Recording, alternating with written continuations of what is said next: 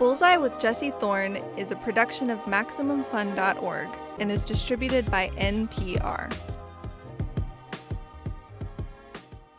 I'm Jesse Thorn. It's Bullseye.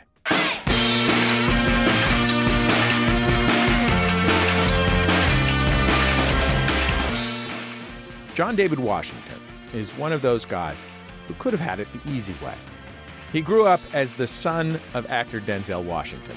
Maybe you've heard of that dude. And you might think a lifetime of roles in blockbuster movies awaited him.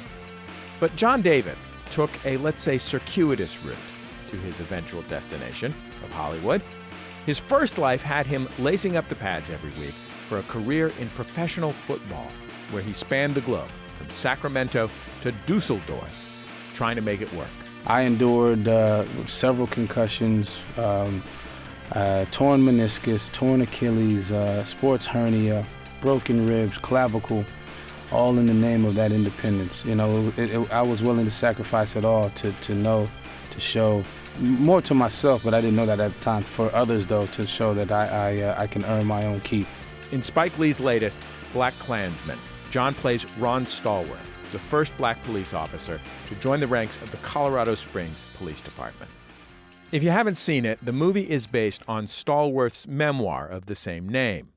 In real life, and in the film, Stallworth tries to infiltrate the local KKK chapter. He has help from a white police officer who stands in for him at meetings and wears a wire to record incriminating conversations. In this scene, Ron is at the police department interviewing for a job. He's sitting across from the two men in charge of hiring. One interviewer is a white police officer. The other is a black city employee, played by the great Isaiah Whitlock. How do you get along with people generally? Sir, they treat me right, I treat them right. Like I said before, I was raised up the right way, so have you ever had any negative... What would you do if another cop called you a or worse? Would that happen, sir?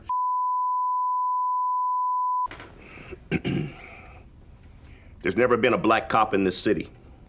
Now, if we make you an officer, you will, in effect, be the Jackie Robinson of the Colorado Springs Police Force. And if you know anything about Jackie Robinson, you know he had to take a lot of guff from his fellow teammates, the fans, other teams, and the press. I know the Jackie Roosevelt Robinson story, sir. Good. So knowing that, if somebody calls you a will you be able to turn the other cheek? If I had to, sir, yes. Yes, I would. John David Washington, welcome to Bullseye. It's nice to have you on the show. Thanks for having me. Listening to that in audio form made me think that, like, there's basically two great reasons to aspire to be Spike Lee.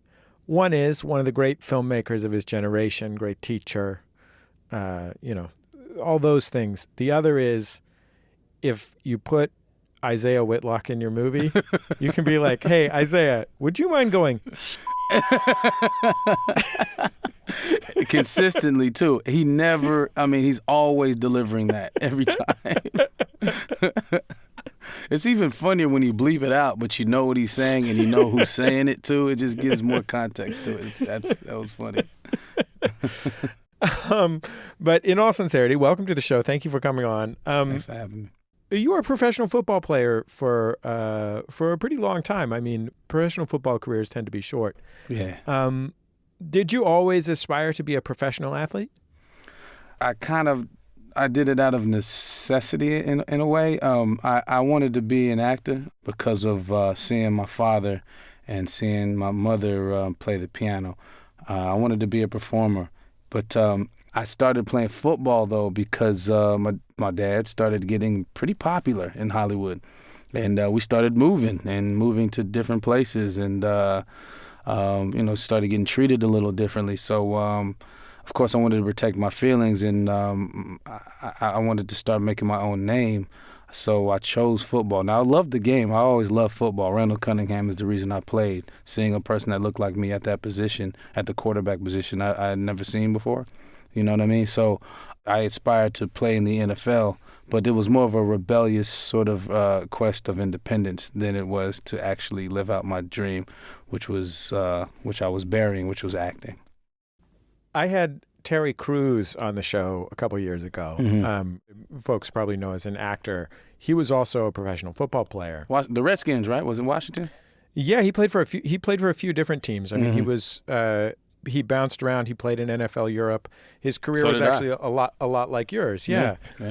And one of the things that Terry Crews said to me was he kind of locked eyes with me. I mean, locked eyes with me. He was locked eyes with me the entire time. Terry Crews is very Terry Crews-y. It's a very powerful experience to talk to that man. But he kind of locked eyes with me, and he said, you know, with the exception of a few quarterbacks, everyone in the NFL is broken. And like physically or just the mental? Emotionally. Emotionally, okay, yes. His point being that it's such a painful, brutal way to make a living that it takes a lot to drive someone to the level of success that gets you to the NFL. And I wonder if that was reflected in your experience. Yeah, I would concur with that. It's watching football now. I can't believe what these young men put their bodies through, what they endure physically. Thinking about the human will, you know, and to provide for their families, to change their circumstances, you got to credit them, all of it. And I'm no different. I endured several concussions, torn meniscus, torn Achilles, sports hernia, broken ribs, clavicle, all in the name of that independence. You know, I was willing to sacrifice it all to show. More to myself, but I didn't know that at the time. For others, though, to show that I can earn my own keep. I am my own man. There's so many cases in the NFL that they're just trying to provide for their family, trying to do better for themselves. You know, and that sort of motivation. I mean, you see it on draft day. The draft, NFL draft weekend, is such an interesting social study because you see these kids. These young men, I should say, of all nationalities, from all different kinds of backgrounds, have the same sort of reaction, especially draft picks 1 through 10. But really all of them, they get this dream of getting their name called, you know, and they're ready to run through a brick wall. You know, they're almost programmed in that way, based off of the nature of the sport and what you think is promised for you at that rainbow, which is the NFL. You know what I mean? And once you get there, it totally changes. The whole perspective changes, and unfortunately, NFL really stands for not for long. And there's not you get a sort of a crash course in how to be a professional, but it's not really instituted early on in these young men's life.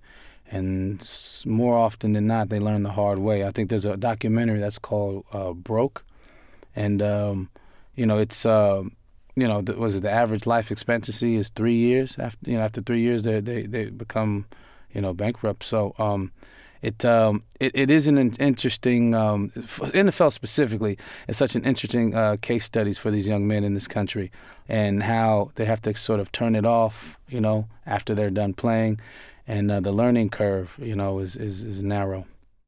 I read this book where a reporter went behind the scenes with the Jets for a year, and one of the things that I don't think I had thought about was the way that relative to other major American sports and major American professional sports, because football happens once a week, like the experience of playing it is dramatically different.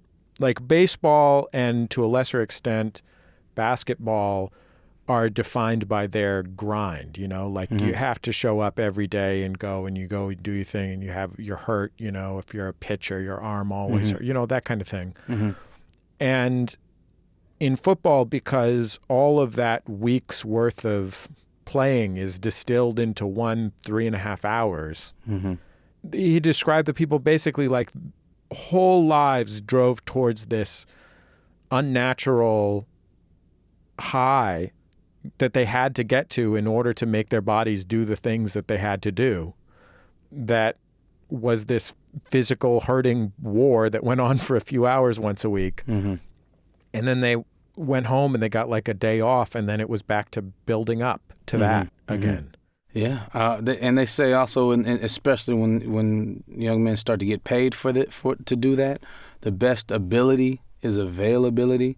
So you talk about the grind of NBA season, 82 games, and the obviously the grind of a baseball season, hockey too, to a certain extent. It's you get another one the next day or the day after. Sundays you got to wait a whole other week. But that being said, you can. That's why I say not for long. A lot of money and contracts are incentive based on availability. If you can get a certain amount of yards, if you participate in a certain amount of plays, I found out that you get a bonus. So being available or being able to work through injuries, because there's a difference between being hurt and being injured. That sort of gets rewarded. Unfortunately, on the back end when it's over, there hasn't been much. I mean, they've worked on compensation, after football, but it's still a topic of discussion. Yeah, and I mean, football contracts are generally not guaranteed. So signing bonus, that's what you play for, basically. That's the only thing guaranteed, the upfront money. But they can terminate your contract at any time, and you split ways. If you get offered $100 million for 4 years, but you get 30 of it up front, the second year they can cut ties and you don't get the rest of your money. It's Bullseye. I'm Jesse Thorn. My guest this week is John David Washington. He's in the Spike Lee movie BlacKkKlansman, which is out now. When you auditioned for Ballers, you were still in a boot from the injury that ended your football career. Was it just what's the worst that could happen situation when you took that meeting or whatever it's called, went out to that audition? Took the meeting, yeah. I was in a boot and crutches on a strong dose of painkillers. Now, I had prepared for the audition. I had been working the scenes with my mom, actually. She's the one that dropped me off, too. So shout out to Pauletta. So I got up there with Sheila Jaffe, who I call my other mother in the industry. And I thought that, I've been turned down so many times in the NFL. I'm sort of, I'm sort of used to. I'm sort of impervious to this pain and rejection. So what's the worst that can happen? I guess I had nothing to lose, and I'm feeling pretty good on the medication. So why not? You know what I mean? But I knew how much I wanted. It wasn't why not. Sure, I'll try acting. It wasn't like that. Because in fact, my agent, who Andrew Finkelstein, who told me about the audition, I was resistant at first because I wanted to come here to New York and study for a year at least, and then start going on auditions. And he told me that you're not going to get the job. You're not going to get a lot of jobs. You're going to get turned down a lot, but you need to get used to auditioning, getting in the room and getting comfortable, studied or not studied. And I was like, oh, that's a good point. And I'm used to getting rejected anyway. So, all right, I can do that. So the plan was go into this audition and sort of, get torn up, tell me what to work on, and sort of apply those things when I got to New York and started studying. And the craziest things started happening. They just kept inviting me back, and 10 auditions later, I got it. Did you say 10? 10 auditions, yeah. That's a lot of auditions, dude. Yeah, well, because they were they had to be sure. I mean, it's just guys basically coming off the street. They couldn't believe. I mean, it was a huge. I had to fight. There was a lot of people trying to get that job, and they had to be sure. Sheila Jaffe, I got to shout her out. Peter Berg, HBO, they supported me first. There was still some resistance, but Peter Berg, Sheila Jaffe, and Papa Dave Levinson, they really backed me. They were in my corner. And Sheila Jaffe, actually, after the third audition, shot me a text telling me, you should retire from football. You were meant to do this. I think they couldn't believe that, I've never done it before. So I love her to death for that. Let's hear a little bit from the first season of Ballers from a few years ago. So in this scene, Ricky arranged to meet with his ex-girlfriend, Annabella, played by Annabella Acosta. And Annabella, called Bella, left Ricky because she was fed up with his cheating. And they're standing in front of a public fountain, and Ricky is holding a bouquet of roses and lilies. Bella, I'm sorry I lost my head, okay? I'm sorry for everything. I keep repeating my mistakes, but I'm trying to change. I'm trying to do things different.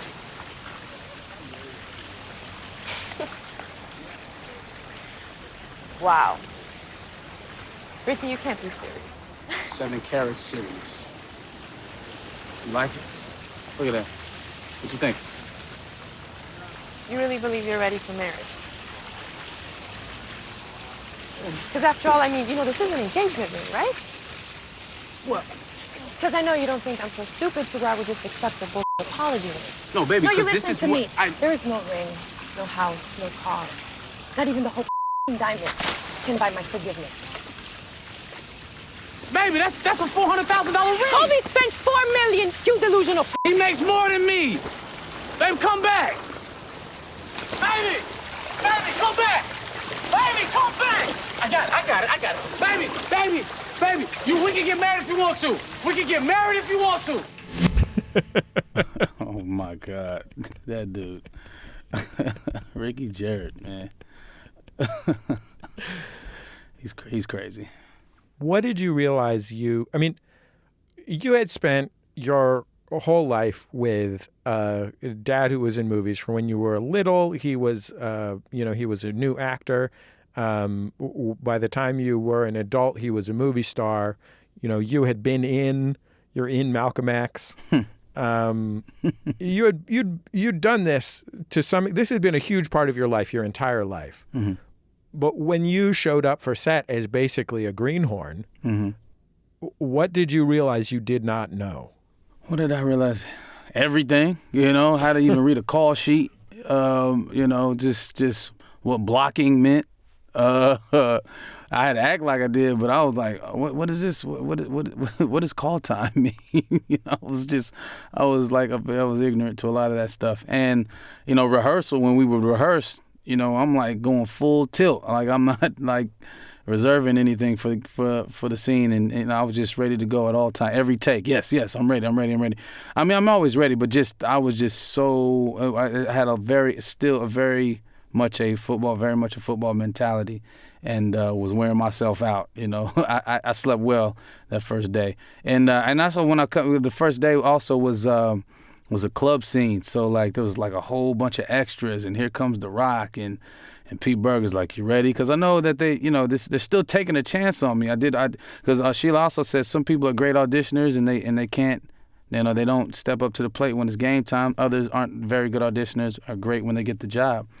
So I knew I had a lot of pressure on me, and I wanted to make them right because they fought for me, because there were some people that didn't necessarily believe. So they did. So I had a lot on the line, and I just went for it. I just went for it. But I'm definitely looking around like at Pete and at The Rock and at Omar and all these extras, and I'm like, man, this is crazy. What have I done?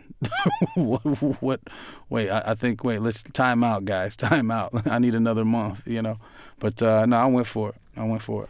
How did you get BlacKkKlansman?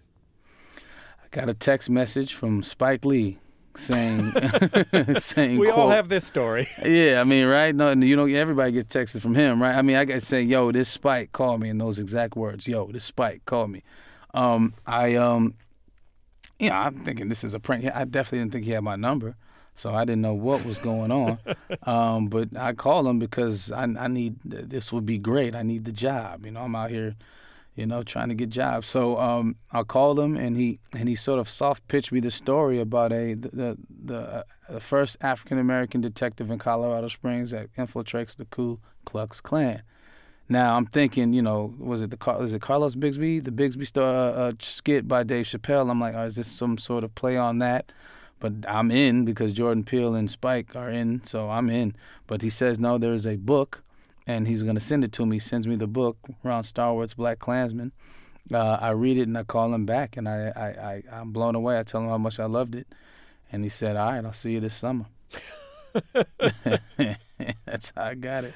Now, I had done a movie for his wife who produced this movie called Monster that premiered in Sundance last year. So he was familiar with that and some stuff on Ballers. So, he knew. But, I mean, he knew of my work. But, that was basically the audition process. More of my interview with John David Washington after a quick break. He'll tell me about what it was like to be in BlacKkKlansman, and particularly what it was like to learn to empathize with a cop. It's Bullseye from MaximumFun.org and NPR. This message comes from NPR sponsor REI. REI believes that a life outdoors is a life well lived, and they have for 80 years. So check out their podcast, Wild Ideas Worth Living, for inspiring stories of people and taking the road less traveled. Hear from explorers, athletes, authors, and experts in the field. Follow how they're taking wild ideas and making them a reality every day. Find it on Apple Podcasts, Spotify, Stitcher, or wherever you listen to podcasts. Angie Thomas went from church secretary to best-selling author with her book, The Hate U Give. Dang, I just can't come out the house now and look any kind of way. Somebody's going to be like, Angie Thomas was in Kroger in her robe. What? I can't do that. She tells me what's in book number 2. This week on It's Been a Minute from NPR. Hey everyone, it's John Roderick from the Friendly Fire podcast, here with Adam Pranica and Ben Harrison. When was the last time you really liked watching a war film? With Friendly Fire, you get to do it with us. Yeah, you don't even necessarily have to have seen the movie to get a lot out of an episode of Friendly Fire. In many cases, we would recommend that you not watch the movie because there are some really, really bad war movies, but a bad war movie makes a great war movie podcast. And in all cases, we recommend you listen to our show. So subscribe and download to Friendly Fire wherever you get your podcasts. To the victor go the spoiler alerts. It's Bullseye. I'm Jesse Thorn. I'm in the studio with John David Washington. He's the star of BlacKkLansman. He also plays the NFL player Ricky Jarrett on HBO's Ballers. Let's hear another scene from BlacKkLansman and my guest, John David Washington, who's the star of the film. So John David's character and his partner, Flip, who's played by Adam Driver, are at the police station, and they've just come back from this is relatively early in the film, an undercover operation at a meeting, at a Klan meeting. And Flip, who is white and is the in-person Ron, is upset because his cover was almost blown by one of the Klansmen who's very suspicious of him. And that guy basically just tried to get him to take a lie detector test at gunpoint and also drop his trousers to prove that he was not Jewish. And he only very narrowly escaped the situation. I didn't want to say it would trap, but that Peckerwood had a gun in my face. And he was an hair away from pulling the trigger. And he didn't. But he could have. And then I would have been dead. For what? Stopping some jerk-offs from playing dress-up? Flip, it's intel. Well, I'm not risking my life to prevent some rednecks from lighting a couple sticks on fire. This is the job. What's your problem? That's my problem. For you, it's a crusade. For me, it's a job. It's not personal, nor should it be. Why haven't you bought into this? Why should I? Because you're Jewish, brother. The so-called chosen people. You've been passing for a WASP. White Anglo-Saxon Protestant, cherry pie hot dog white boy. That's what some light-skinned black folks do. They pass for white. Doesn't that hatred you've been hearing the Klan say, doesn't that piss you off? Of course it does. Then why are you acting like you ain't got skin in the game, brother? Rookie, that's my business. It's our business. Your voice is so important in this film. Yeah. I mean, he had to convince the David Duke convinced and Klans members convinced that he was a racist white man. You're making choices both when he is on and off the phone. Like, I feel like this would be a different story if the premise was that he was doing, a white voice, direct one-to-one code switching. If he was doing a white people voice on the phone and a black people voice off the phone, in the ways that people think of them, it would be a less complex story for this character than the way that you chose to do it.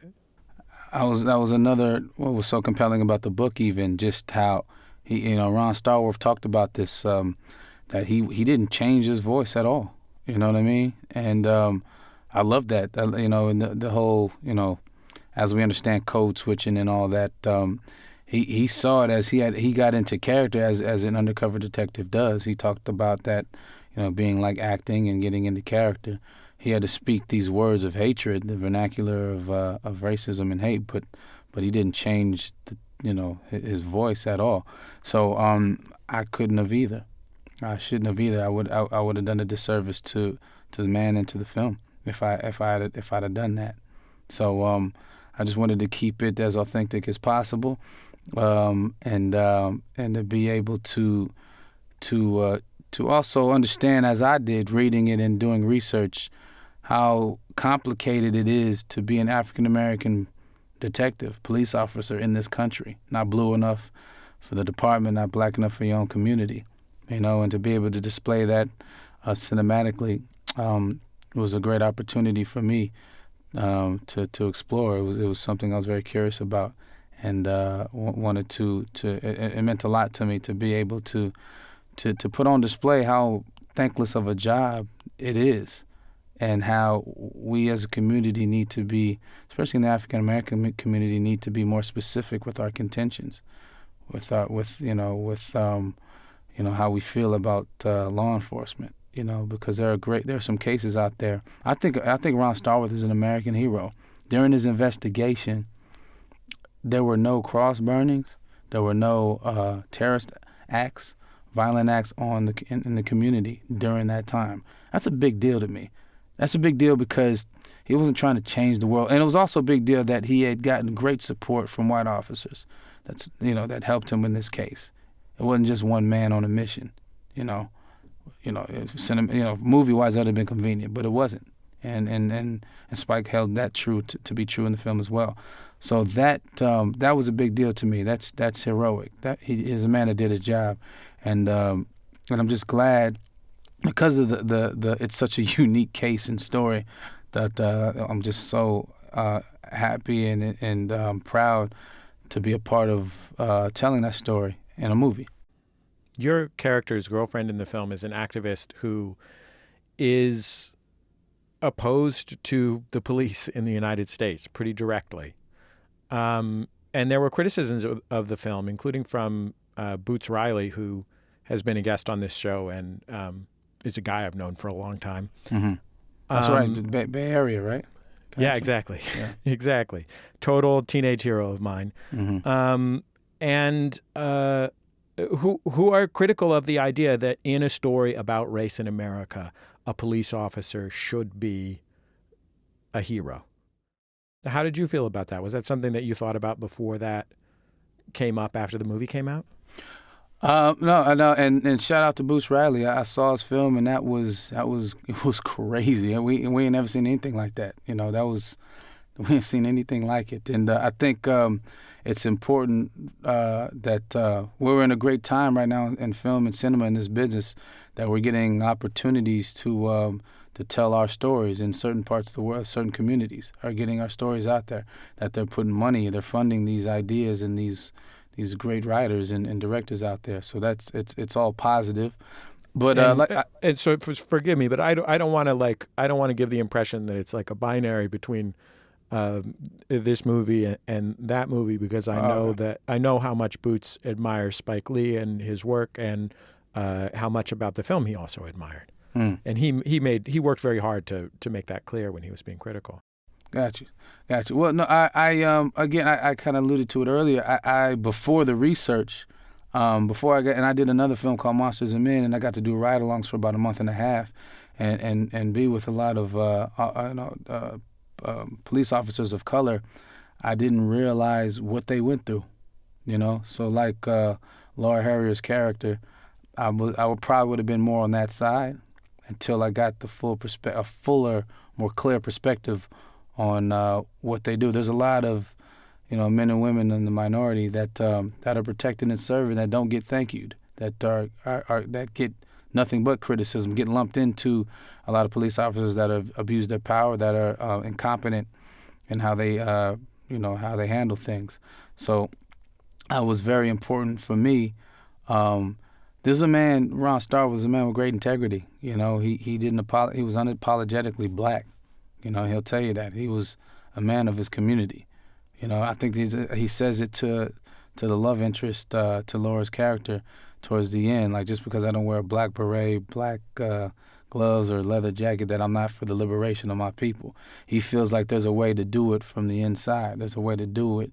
And the law was on his side when confronting a David Duke, you know? And, you know, you could have made a movie about how he even came into being a police, how he got to become a detective, a police, Colorado Springs detective, I mean, in the 70s. So to me, what I listed earlier about why he's a hero is because of he was successful in his mission. Is what I would how I would respond. You know, again, this is one case. This is a man that was successful in this case, and he did it. To me, he did it the right way. John David Washington, I'm so grateful you came on Bullseye. It was so great to get to talk to you, and thanks for your wonderful work in this movie and elsewhere. I appreciate that so much. Thanks for having me. This was great. John David Washington. He stars on the big screen in BlacKkKlansman and on the small one in HBO's Ballers. We've come to the end of another episode of Bullseye. Bullseye is recorded at MaximumFun.org World Headquarters overlooking MacArthur Park in beautiful Los Angeles, California, where Raghu, our fill-in producer, saw a lady feeding the birds and ducks in the middle of a thunderstorm, which really gives the lie to that idea that people in LA can't handle the rain. I also saw either a teen or a tween throwing 2 heavy bags into the lake, and I have no idea what was inside them. No idea. There were a lot of theories in the office, but we could not come up with any definitive answers. The show is produced by Speaking Into Microphones. Our producer is Kevin Ferguson. He's lollygagging around in Italy, so Raghu Manavalan filled in for him. Jesus Ambrosio is our associate producer. We got help from Casey O'Brien. Our production fellow at MaximumFun.org is Shayna Deloria. Our interstitial music comes to us from Dan Wally, a.k.a. DJ W. Thanks, as always, to Dan for sharing it. Our theme song comes from the Go Team. Thank you to them and to their label Memphis Industries, who let us use that music for free. We will be forever grateful. And did you know that we have been making this show for literally over 1,000 years? Maybe not literally over 1,000 years, but like almost 20 years. And all of our shows are on our website at MaximumFun.org. You can also find many of them on our YouTube channel. Just search for Bullseye with Jesse Thorn, YouTube. You can find lots of cool updates and new show announcements and stuff like that on Facebook if you like Bullseye with Jesse Thorn. And you can find us on Twitter at Bullseye. And I think that's about it. Just remember, all great radio hosts have a signature sign-off. Bullseye with Jesse Thorn is a production of MaximumFun.org and is distributed by NPR.